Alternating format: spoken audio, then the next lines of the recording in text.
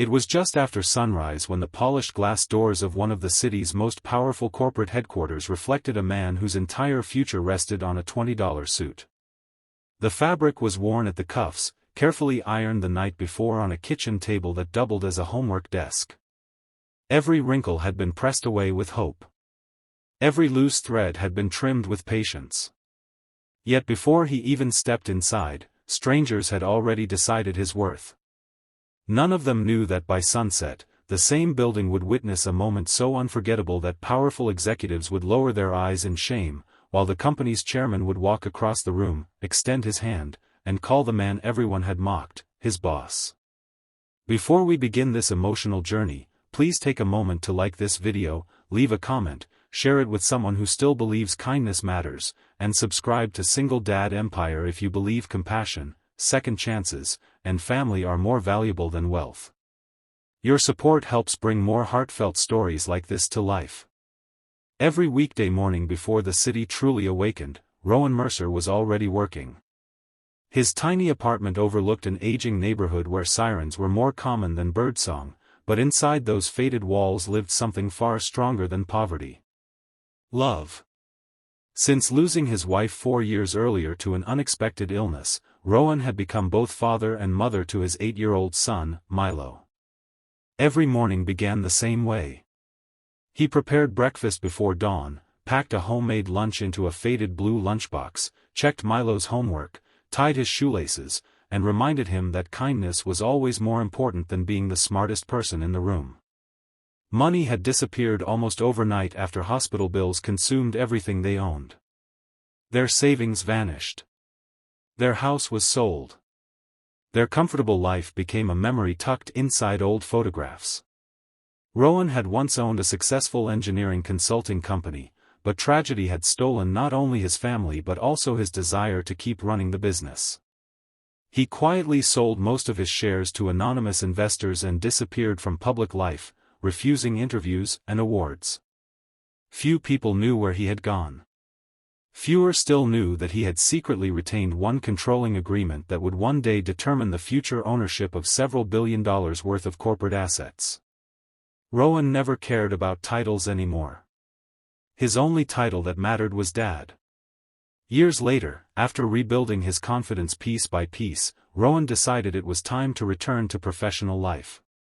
He wanted stability for Milo, not luxury.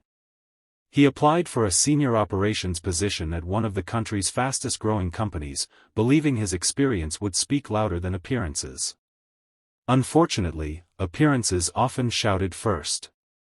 The interview day arrived under bright blue skies. Rowan carefully removed the only suit he owned from the closet. It had been purchased from a thrift store for $20. He spent nearly an hour polishing old leather shoes until they reflected enough light to hide their age.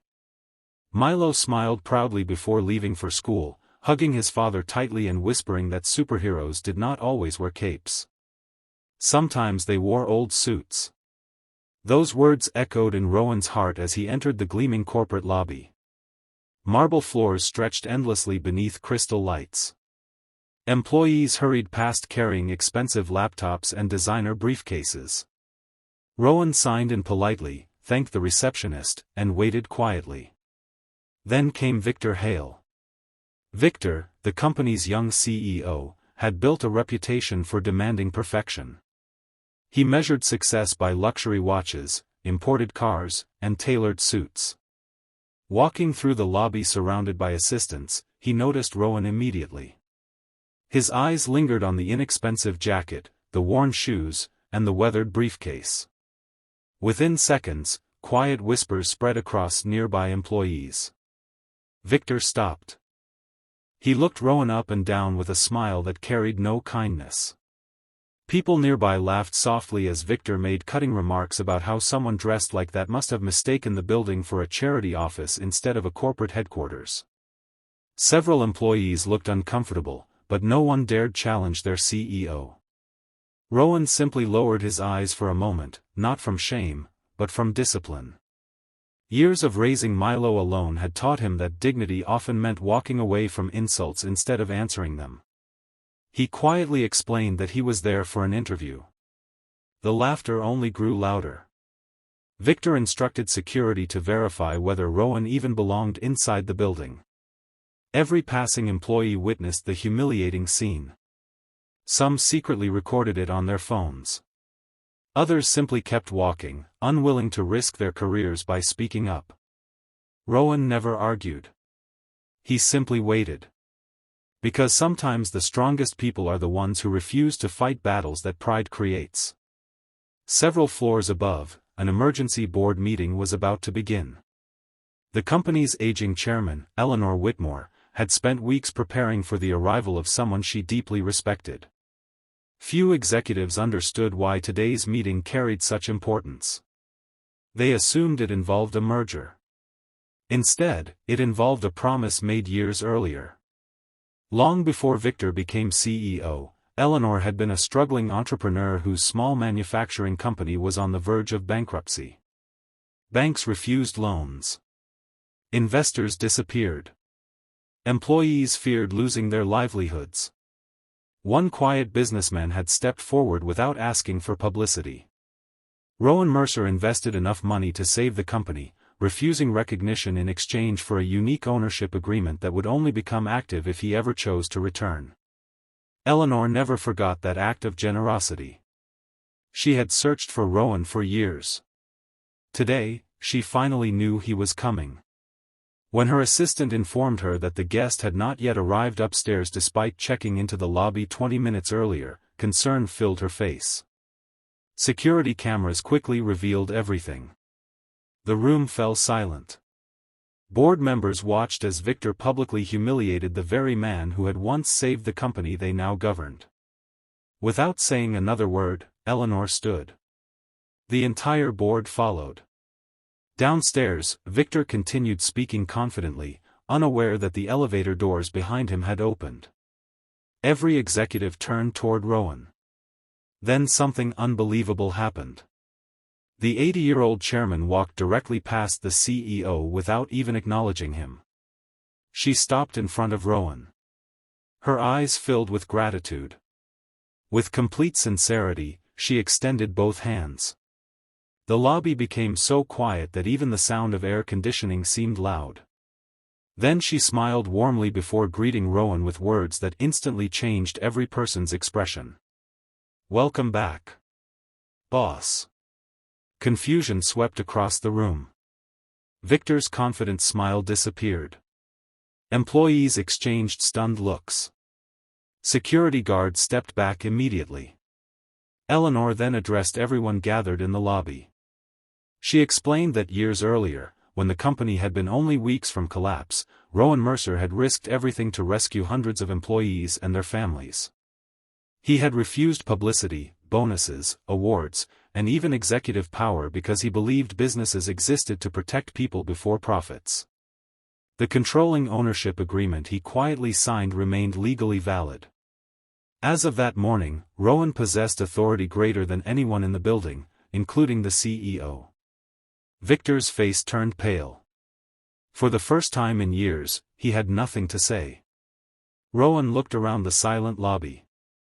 Instead of celebrating or humiliating Victor in return, he simply thanked Eleanor for remembering an old promise. He admitted he had only come seeking honest work because life had taught him that titles meant little without purpose. That single sentence affected the employees more than any dramatic speech ever could. Later that afternoon, Rowan requested a private meeting with the board. Everyone expected immediate dismissals and revenge. Instead, Rowan surprised them all. He explained that companies did not fail because of market competition alone. They failed when leaders forgot how ordinary people lived. He described nights spent choosing between groceries and electricity after losing his wife. He spoke about sewing Milo's school backpack because buying a new one was impossible. He admitted there were evenings when he pretended he wasn't hungry so his son could have another serving at dinner. Several executives quietly wiped away tears. They had spent years discussing quarterly profits while forgetting the human stories behind every employee identification badge. Rowan proposed sweeping changes. Interview candidates would never again be judged by appearance. Emergency family assistance funds would be expanded. Single parents would receive additional support and flexible schedules. Scholarship programs would help employees' children pursue education. Leadership evaluations would include compassion alongside financial performance. Profits mattered. People mattered more. Victor sat silently through every recommendation. When the meeting ended, he requested permission to speak privately with Rowan. The young CEO admitted that he had spent his entire career believing success was measured by status symbols because that was how he had been raised. He confessed he had forgotten what respect truly looked like. Rowan accepted the apology, but reminded him that forgiveness never erased consequences. Real change required daily action, not beautiful words. Months passed. The company's culture transformed completely. Employees smiled more. Turnover dropped. Families felt valued. Applications increased because people heard stories about a workplace where dignity came before appearance. Victor remained CEO, but under very different leadership. Every new employee orientation included one unforgettable lesson. A framed $20 suit now hung inside the headquarters with a simple inscription beneath it. Never judge a person's value by the price of their clothes. Character is always worth more. One sunny afternoon, Rowan left work early to attend Milo's school awards ceremony. As he entered the classroom wearing the very same $20 suit, Milo ran across the room and hugged him with all the strength a child could give. Other parents smiled. Teachers applauded. Nobody saw an inexpensive suit anymore. They saw a father who had never stopped believing that love, humility, and integrity would eventually triumph over arrogance. If this story touched your heart, please like this video, share it with someone who needs hope today, leave a heartfelt comment, and subscribe to Single Dad Empire so more inspiring stories can reach people around the world. Special request: before you leave, comment below, character is priceless. We'd love to know where you're watching from and what lesson this story meant to you. As the sun dipped below the skyline, Rowan and Milo walked home hand in hand through streets glowing with golden evening light.